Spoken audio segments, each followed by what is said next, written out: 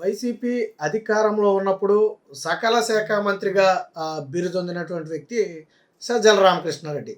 పాపం ఎప్పుడైతే కూటమి ప్రభుత్వం గెలిచిందో, వైసీపీ దారుణ పరాజయాన్ని చవిచూసిందో, దాదాపుగా కనపడటం కూడా మానేశాడు. అక్కడ మీడియా ముందు మాట్లాడట్లా. అక్కడ ఇక్కడ సాక్షిలోనో లేకపోతే సాక్షి ఛానల్లోనో వార్తలు రావడమే తప్ప సజ్జల రామకృష్ణారెడ్డి ఎక్కడా కనపడట్లేదు. జగన్మోహన్ రెడ్డితో కూడా కొంత అంటీ ముట్టనట్టుగా వ్యవహరిస్తున్నాడు. దానికి ఒక రీజన్ ఉంది. సొంత పార్టీలోనే సజ్జల రామకృష్ణారెడ్డి మీద ఇప్పుడు తీవ్ర వ్యతిరేకత ఉంది. ఇంత దారుణమైన పరాజయానికి కారణం సజ్జల రామకృష్ణ అనేది సొంత పార్టీ నేతల్లో ఉన్నటువంటి అభిప్రాయం.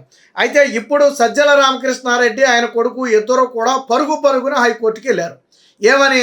మమ్మల్ని పోలీసులు అరెస్ట్ చేస్తారేమోననే భయం ఉంది. అన్నమయ్య జిల్లాలో పోలీసులు కేసు నమోదు చేశారు, అందులో అరెస్ట్ చేసే అవకాశం ఉంది, మాకు రక్షణ కల్పించండి అని చెప్పి కోర్టుకు వెళ్ళటమే కాకుండా ఏం చెప్పారంటే, పోలీసులు ఎప్పుడు పిలిస్తే అప్పుడు వెళ్తాం, పోలీసులతో విచారణకు సహకరిస్తాం, కోర్టు చెప్పినట్టుగా మేము వింటాం, పోలీసులు చెప్పినట్టుగా మేము వింటాం, మమ్మల్ని అరెస్టు చేసి విచారించాల్సిన అవసరం లేదు, అరెస్టు చేయకపోయినా విచారణకు సహకరిస్తాం అని చెప్పి కోర్టులో పిటిషన్ దాఖలు చేయడం జరిగింది.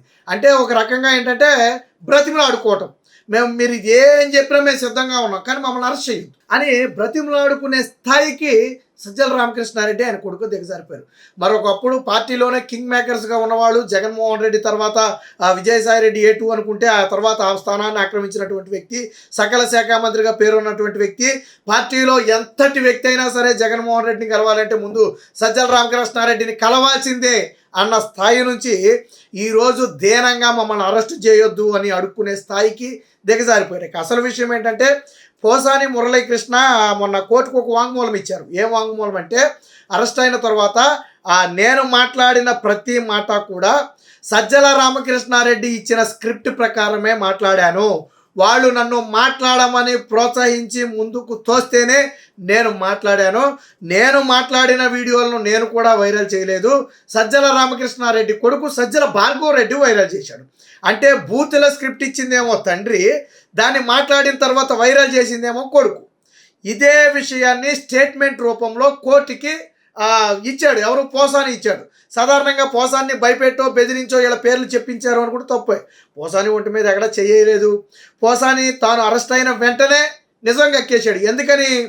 ఎక్కడ తాట తీస్తారో అనే భయం ఉందో, లేదా వేరే కారణం, నిజం చెప్తే నన్ను వదిలేస్తారనే ఈ కన్సర్న్ల మీద వదిలేస్తారనే ఇది ఉందో తెలియదు. కానీ అరెస్టు కాగానే సజ్జల రామకృష్ణారెడ్డి, సజ్జల భార్గవ రెడ్డి ఇద్దరు పేర్లు చెప్పేశాడు. అంటే నాకేమీ సంబంధం లేదు, ప్రతిరోజు నాకు స్క్రిప్ట్ వస్తుంది, ఆ వచ్చిన స్క్రిప్ట్ని అయితే పార్టీ ఆఫీసులోనో లేదా ఇంకొక ప్లేస్లోనో ప్రెస్ మీట్ పెట్టి వాళ్ళు ఇచ్చిన స్క్రిప్ట్ని ఇచ్చినట్టుగా మాట్లాడటమే నా పని, అందులో బూతులు ఉంటాయి, దూషణలు ఉంటాయి, రకరకాల విమర్శలు ఉంటాయి, ఇవన్నీ కూడా నాకు తెలియదు, వాళ్ళు ఇచ్చినవే. వాస్తవానికి సజ్జల రామకృష్ణారెడ్డి బూతులకు ఆద్యుడిగా పేరొందాడు. ఎందుకంటే గతంలో చాలామంది వైసీపీ నేతలు ఏం చెప్పారు, అసలు ఈ బూతులు అనే దానికి ప్రాణం పోసిందే సజ్జల రామకృష్ణారెడ్డి.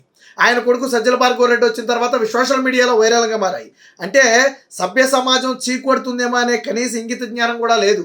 మరి వీళ్ళ ఉద్దేశం ఏంటంటే, ఎదుటి వ్యక్తిని బూతులు తిట్టిస్తే 4 ఓట్లు పడతాయని ఎవరు చెప్పాడో అబ్బా కొడుకులకి తెలియదు. కానీ వాళ్ళిద్దరూ కలిసి ఇలాంటి కుట్రలకు తెరతీశారు. కర్మగండి ఈరోజు ఎలా కాలిపోయిందో. నిన్న మొన్నటి వరకు సకల శాఖ మంత్రిగా ఎందుకు సజ్జల రామకృష్ణారెడ్డికి పేరు వచ్చింది? ఒక హెల్త్ మినిస్టర్ మాట్లాడాల్సిన మాటలు సజ్జల రామకృష్ణారెడ్డి మాట్లాడతాడు, రెవెన్యూ మినిస్టర్ మాట్లాడాల్సిన మాటలు సజ్జల రామకృష్ణారెడ్డి మాట్లాడతాడు, లేదా జగన్మోహన్ రెడ్డి మాట్లాడాల్సిన మాటలు సజ్జల రామకృష్ణారెడ్డి మాట్లాడతారు, పోనీ ఒక పోలీస్ అధికారి మాట్లాడాల్సిన మాటలు సజ్జల రామకృష్ణారెడ్డి మాట్లాడతాడు. అంటే అన్ని శాఖల్లోకి దూరిపోయి అన్ని శాఖల తరపున ఈయన ఒకరితో పుచ్చుకుని మాట్లాడతాడు. అందుకనే సకల శాఖ మంత్రిగా బిరుదొచ్చింది. పోనీ ఈయనేమన్నా మినిస్టరా, ఈయనేమన్నా ఎమ్మెల్యేనా, ఈయనేమన్నా అధికారా? కాదు. ఎవరు? సాక్షిలో గుమస్తా. సజ్జల రామకృష్ణారెడ్డి ఎవరు? సాక్షిలో గుమస్తా. తర్వాత తీసుకొని సలహాదారులు పదవి ఇచ్చారు. సరే ఓకే, నీకు కావాల్సిన వాడు ఇచ్చుకున్నా, పక్కన పెడదాం. సలహాదారుడి బాధ్యత ఏంటి? జగన్మోహన్ రెడ్డికి సలహాలు ఇవ్వటం. ఉచిత సలహానో, స్వచ్ఛ సలహానో, పుచ్చు సలహానో నువ్వు జగన్మోహన్ రెడ్డికి ఇవ్వాలి, ప్రజలకు కాదు. సజ్జల రామకృష్ణారెడ్డిని ఎందుకు యాక్సెప్ట్ చేయలే ప్రజలు? ఆయన వచ్చి మాట్లాడితే ఈడెవడో మధ్యలో వచ్చి మాట్లాడుతున్నాడు, ఇంకేం సంబంధం? ఆ మినిస్టర్ లేడా, ఆ అధికారి లేడా, జగన్మోహన్ రెడ్డి మాట్లాడలేదా దీని మీద? అసలు పార్టీకి సజ్జల రామకృష్ణారెడ్డికి ఏంటి సంబంధం? సలహాదారుడు అయితే జగన్మోహన్ రెడ్డికి కదా సలహాలు ఇవ్వాలి, మాకెందుకు సలహాలు ఇస్తున్నాడని చెప్పి ఫీల్ అయ్యారు. ప్రజలు ఫీల్ అయ్యారు, అధికారులు ఫీల్ అయ్యారు. మరి ఈరోజు మీడియా ముందుకు రావే, గతంలో ఎయిర్పోర్ట్ నుంచి వస్తున్నప్పుడు సజ్జల రామకృష్ణారెడ్డి మొహం ముందు మైకు పెడితే ఆ మైకు పెట్టగానే అనుకుంటా వెళ్ళిపోయాడు. మాట్లాడాల ఏది ఓడిపోయిన తర్వాత ఎయిర్పోర్ట్ దగ్గర. అదే గతంలో అయ్యి ఉంటే మైకు పెడితే అరగంట మాట్లాడేవాడు. చంద్రబాబు నాయుడిని తిట్టడం, లోకేష్ని తిట్టడం, పవన్ కళ్యాణ్ తిట్టడం, అది రాజకీయాలతో నీకేంటి సంబంధం? సాక్షిలో గుమాస్తావి తీసుకొచ్చి సలహాదారుడు పదవి ఇచ్చారు. అదేదో జగన్మోహన్ రెడ్డికి ఆలవాడు ఆ సలహాలేయో. అంతేగాని నేను రాష్ట్రం మొత్తాన్ని సలహాలు ఇస్తా, అన్నింటిలో నేను పెడతాను ఊరుకుంటావా? ఇప్పుడు మాత్రం భయం టన్నులు పుట్టుకొచ్చింది. ఆయన పోసాని మురళీకృష్ణ సజ్జల రామకృష్ణారెడ్డి అనే పేరు చెప్పాడో లేదు, వీళ్ళు కోర్టుకు పరిగే ఇక వెనక్కి తిరిగి చూడటంలా. కోర్టుకు వెళ్ళిపోయామంటారు, అనవసరంగా మమ్మల్ని ఇరికిస్తున్నారు, పోలీసులు ఏ క్షణమైనా మమ్మల్ని అరెస్ట్ చేయొచ్చు, మాకు రక్షణ కావాలి, మేము పోలీసులకు సహకరిస్తాం.